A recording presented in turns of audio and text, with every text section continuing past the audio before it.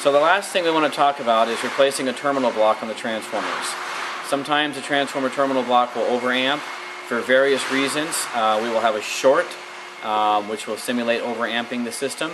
Lightning strike once again.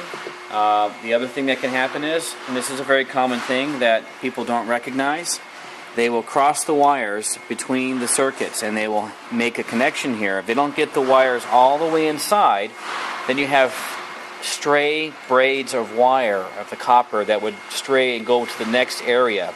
So you don't want to do that. You want to make sure that you have that all in the same place.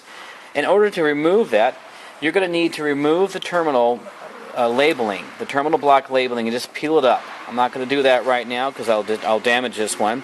But it's very simple. You would peel that one up, pull it back, and let's say it was a 16 volt that's damaged.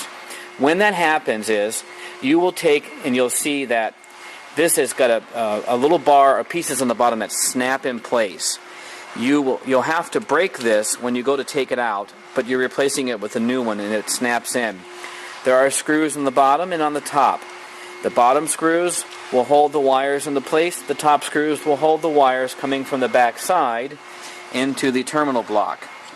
So what you do is, you'll undo the wires, the screws, and on both front and top and bottom, and then you will snap this out. In the process of snapping out, it's going to break. And then what you do is you snap the new one back in, put the wires in, but before you snap it in, take the wire from the back side and put it in first. You won't be able to get it inside. There's not enough room unless you do it first. Snap that in, and then you tighten the wires down on both front and back, and that'll lock it into place. And that's it.